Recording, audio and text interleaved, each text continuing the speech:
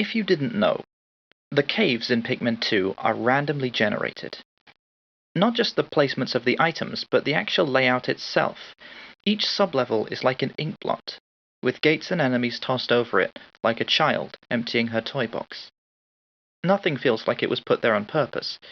Gates will lead to nowhere, corridors will snake pointlessly around the edge, enemies will spawn directly inside the room you spawn in. Playing it really does just feel like digging through the mud to find whatever random stuff might have been buried down here in the depths. If you didn't know, again, the music in these caves is randomly generated too. Even apart from the fact that each track has 5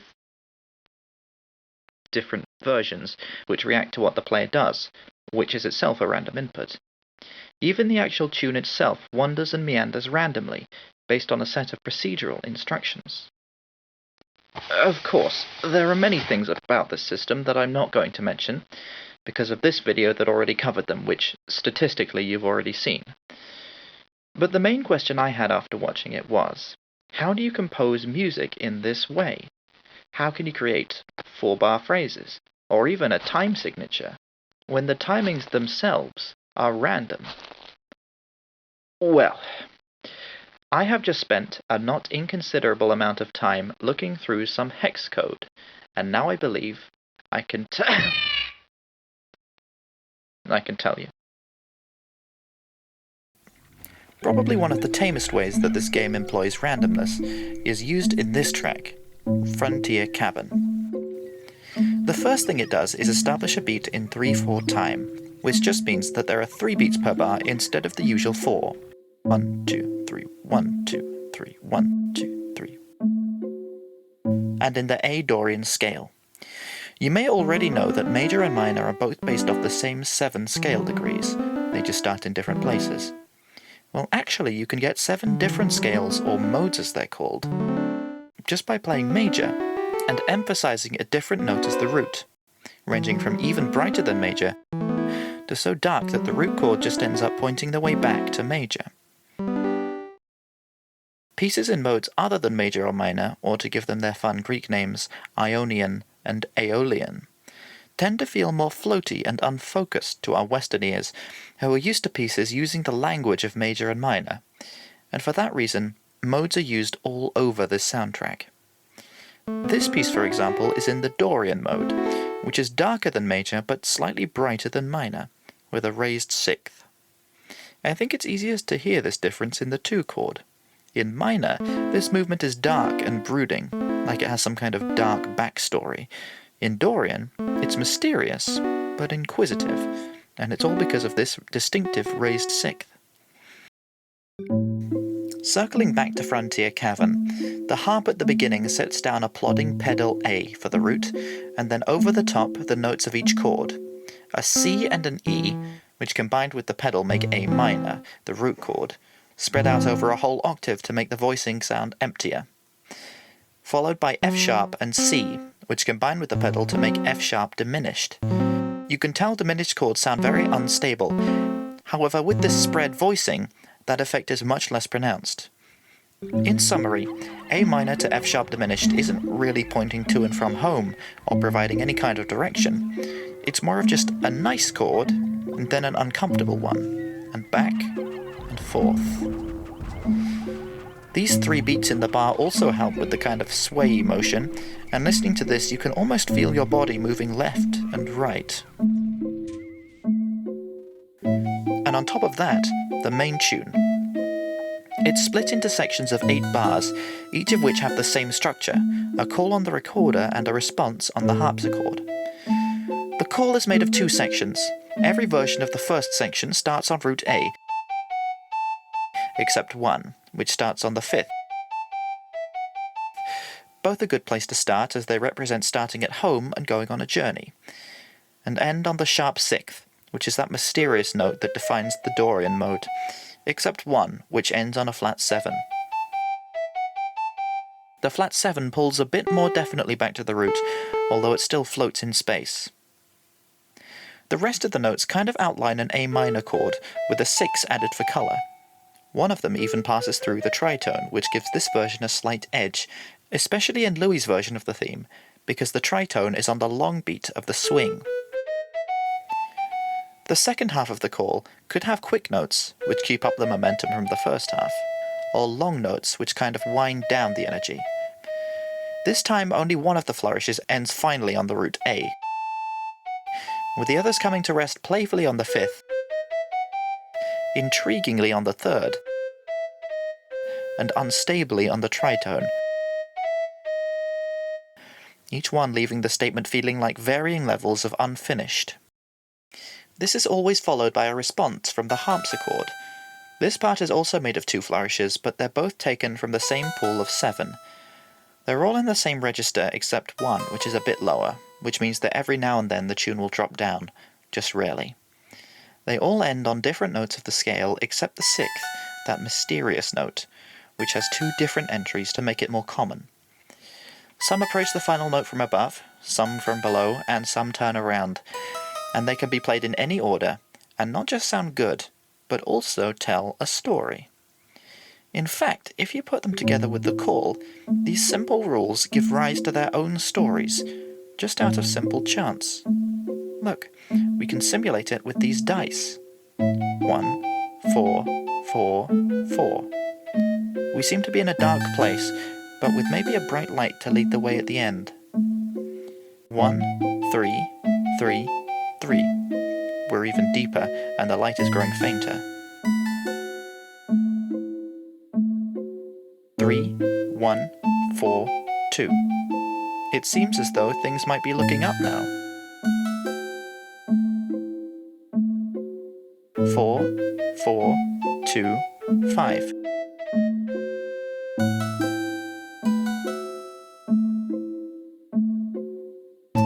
And so on, each time bringing the piece somewhere new.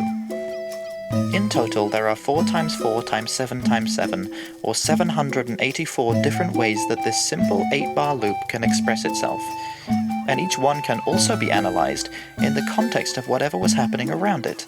So despite it being a very repetitive piece, it will never actually repeat. This is the guiding principle behind every single piece I'm going to show you today. Each random piece just has different amounts of structure and varying levels of randomness, which is how each one gains its own sense of identity. One of the most basic things your brain will be expecting while listening to music is for it to come in groups of 4. The 4-chord loop is at the basis of most pop music, and your brain will be expecting it so much that even if some of these tracks don't have marked sets of 4 beats, you'll start to imagine them where they don't even exist. It's just how your brain makes sense of music. Speaking of which, let's talk about Jellyfloat Pool. This one relies on this ostinato. It's only 7 beats long, but it plays over a bar which is 14 beats. This is very confusing to listen to, because the first time it plays in a bar, it's accented like this, but the second time, like this. This is a common trick in odd time signatures like 7/4 called overriding the beat. You may be familiar with it.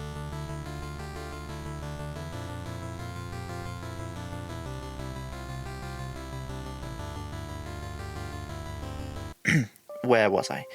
Oh yes. Here it serves to obscure the start of each bar, but the possibilities for each bar are even smaller this time. Over the first 2 bars we hear, and then rarely. Over the second 2 we hear, and rarely.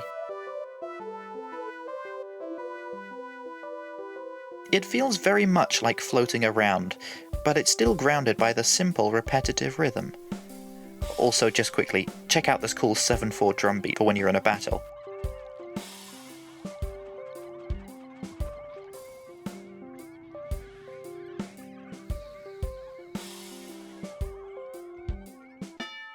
The track for Bulblax Kingdom also uses this technique, because it's a march, slow and plodding, much like a Bulblax. Since it's a fanfare, it makes sure to accent the chord tones of whatever chord it's playing at that moment, which is mostly A minor. These random tunes inherently can't really move anywhere as time passes over a long period, and Bulblax Kingdom uses that to its advantage because it just plays this one chord over and over. It rarely does move to outlining another chord, but there are two versions of the ending that end on the root note A, which means that the piece will likely come back home more often than not, so it always manages to sound purposeful and proud, like it knows where it is and will not be moved. The track Snagret Hole is also similar. This one is in a scale called melodic minor, which isn't a mode of major at all. It uses the same notes as major up here, but down here it's the same thing as minor. For that reason it's kind of a hybrid between the two scales, bright at the top and dark at the bottom. You can tell that each time the tune passes through a C natural, it sounds slightly odd, like there's some kind of force pulling us down into the darkness. Unusually, the flourishes in this piece actually last for half a bar instead of a full bar. It's just that these hybrid bars are played twice each, which adds slightly more variety to each 4-bar phrase, at the cost of giving the tune a bit less direction, which is I think exactly what this piece needed. However, I think the most interesting part of this piece would have to be the guitar accompaniment, because it does something unique in this soundtrack, and it's a good introduction to the way this system can be used to not just vary the pitch of each flourish, but also the timing. You see, the guitar can play an A, a D an octave up, an E an octave up, and a high A 2 octaves up, which is a D sus2 chord. Sus is short for suspended, and nothing else, which just means that the middle note isn't doing its normal job of telling us whether the chord is bright or dark, which it would be if it was playing in major or minor third. Instead, it's on the augmented second, which is kind of too close to one of the other notes, so the whole chord seems suspended in place. That sense is compounded by the way in which each chord is randomized. You see, each of the notes is internally playing on a different track, and each of those tracks only has one flourish, which is just playing the note assigned to it once. Each of those tracks can repeat its flourish after a random amount of time has passed, which results in each of the notes kind of moving in and out of phase with each other in this kind of beautiful way. Only that lowest A has a different timing system, which is that it plays half as fast as the others. And in this way, 4 tracks come together to seem like one instrument which sounds surprisingly human. In fact, this is exactly how a human would play if they were asked to just sit on a chord for a whole piece. Think about it. Due to the physicality of a guitar, this just seems like a human plucking different strings whenever they like. I really love this actually.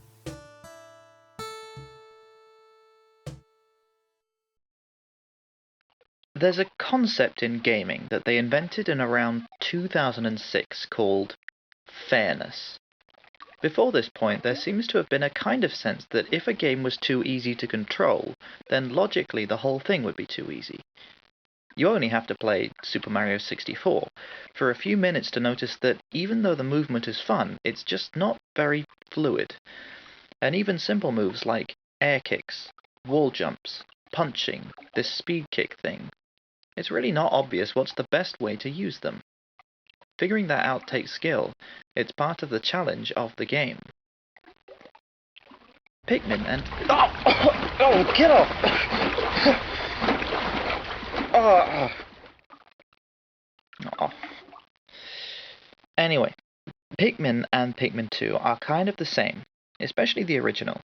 Tripping, bomb rocks, electricity, the way the Pikmin fan out behind you so they just end up walking off the stage. Not to mention the fact that later caves are specifically designed not even to test your skill at these things, but just to be completely unfair in their own right. Honestly, before you learn how to use the line-up whistle properly, the game's even more impossible than it already is. But somehow, this system seems to work a lot better than Mario 64, if you know what I mean. Feels much more fluid. Ugh, you're all slimy. Get off. I believe the difference is that you aren't actually the Pikmin. You're just a guy. You can walk around perfectly well, but you aren't telepathic. They don't know what you want, and in a certain sense they don't particularly care either. especially in Pikmin 3. It's like they're just pawns of the game world. They can only do what the game wants them to do, and if you want differently, you have to sort of trick them. Isn't that odd? You have to trick the Pikmin into doing what you want. So, at this point, we get into some issues with the names of these songs. And as someone who very much enjoys talking about correct naming conventions, I feel like I should voice my opinion on this subject.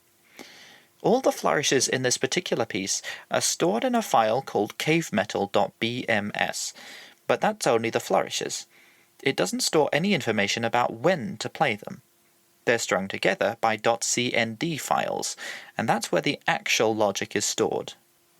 The issue is that all the CND files have weird internal names like new_07_0.cnd or cavemetal_05_4.cnd. Those aren't very fun to say, so the community has two names for each song. A fun lyrical name like Graphite Gulch, which is just a fun alliteration made up based off some vibes, or Metal 2, which is a more logical system based off the internal names of each file I just described. Interestingly, what seemed to have happened here is that they composed all these tracks, and then they needed more tracks, so they made like 10 new ones, which all seem like they were made with the actual cave design in mind, because they're more specifically themed. Anyway, all that is to say, I'm going to use the lyrical names because they're more fun, and for that reason, I am now about to talk about Graphite Gulch. This one is a particularly forlorn track. There are 4 flourishes that make up the tune, which play over the top, sometimes not playing one in a bar to break up the flow. But underneath is the important part, just some string chords. These are particularly resistant to the brain's desire to split them up into groups of 4 bars, mostly because there's no way to orientate yourself unless you are paying attention from the very start. The chords also move in parallel fifths. Mostly, composers try to avoid this kind of movement because it can sound empty and directionless, but that is exactly the kind of effect this track was going for, which is why I really enjoy it. Combined with the almighty crash at the start of each bar, this is one of the most moody pieces in the soundtrack, I believe. Dweevil's Dugout, or Concrete 3, is very similar to Frontier Cavern, in that each of its flourishes are trying to help tell a story. The problem is that Pikmin 2's randomization system has no way of making sure that any of its flourishes actually land on the first beat of the bar, aside from just always having there be a 4-beat pause between each flourish. Dweevil's Dugout does not have regular pauses, and so it's not in 4/4. The randomization system physically cannot have it be in 4/4. Instead, there's a gesture once every 2, 3, or 4 beats, with 3 gestures being played in a row, followed by 3 silent. It almost sounds as if the time signature itself randomly grows and shrinks, which is really quite disorientating.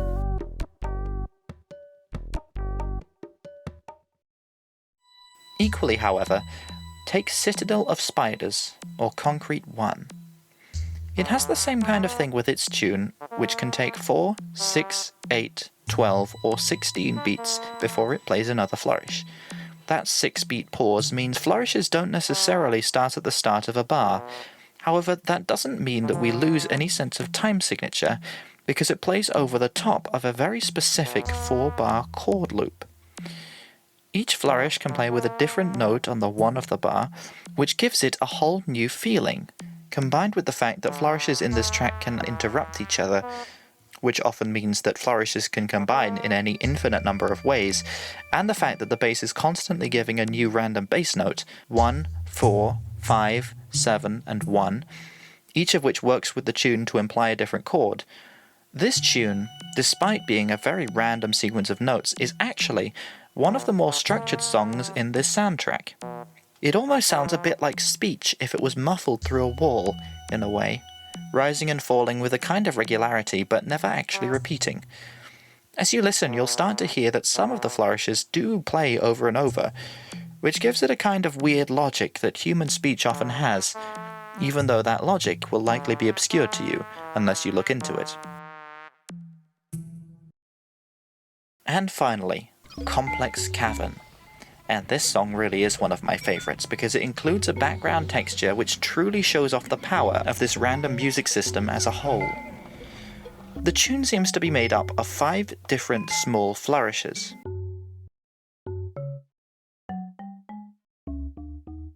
And a silent gesture that can stop anything else being played in this track. It plays over the top of everything, sometimes pausing to break up the flow. This tune isn't even trying to keep to a tonality. The root is definitely F sharp, but aside from emphasizing the 1 and the 5 of the scale, there's really nothing to describe the tonality at all. Even with the overlay for when the player is carrying a treasure back to the base, which does make the tune sound grander and more tuneful by holding the notes out a bit longer. So, the texture underneath then. There's a fairly obvious clanging sound at the bottom of the mix, and that's actually a glockenspiel. Each of its notes are one of 7 random pitches, and they also have a random volume too, and it doesn't seem to even be trying to sound like music, just some kind of mechanical noise whirring away in the background. The rest of the soundscape is made of a conga drum and some mallets, both of which use the same system. They each have 2 flourishes, which play independently of each other. This rhythm is called a paradiddle. It's one of the most simple rudiments you learn when playing drums, but it's made even more complex because it can interrupt itself and run on even longer. And that's the whole thing. When taken together like this, it almost sounds like breathing. Such a complex texture could never be achieved with normal ways of composition. The only way it could be achieved is with several different tracks which all repeat in random orders, flowing in and out of time with each other, and combining with themselves to create even more and longer phrases. I really do think that this song is one of the best made in this music system, and if any other game tries to use a random music system like this is the exact kind of thing they should be trying to make.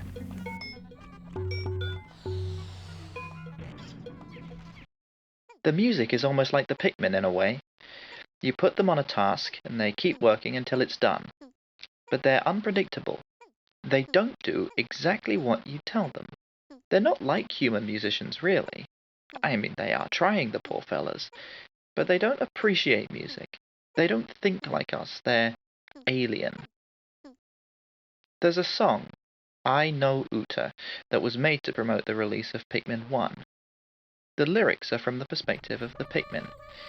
They tell of how they live for Olimar, how they will die for him, how they love him but don't expect him to love them back, and so forth. But how can Olimar trust that if he can't even fall over without the Pikmin trying to digest him? Have you ever looked at a captain standing in front of a swarm of Pikmin and wondered what would happen if they decided to give democracy a try for a change? I mean, in Pikmin 2, the captains don't even need the Pikmin to save their lives. They just need to churn through them to make some money. You know, there's another creature that loves Olimar just as much as the Pikmin, and it doesn't even want to eat him. The Plasm Wraith, cousin of the Gulch and the Water Wraith.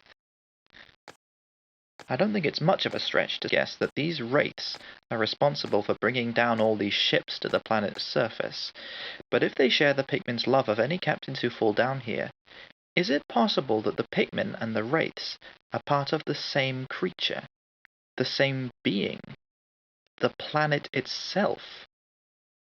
One who loves castaways so much that it draws them to the planet's surface and protects them while they're down there so they don't die. Remember what I said about the cave seeming like a child emptying her toy box onto the ground?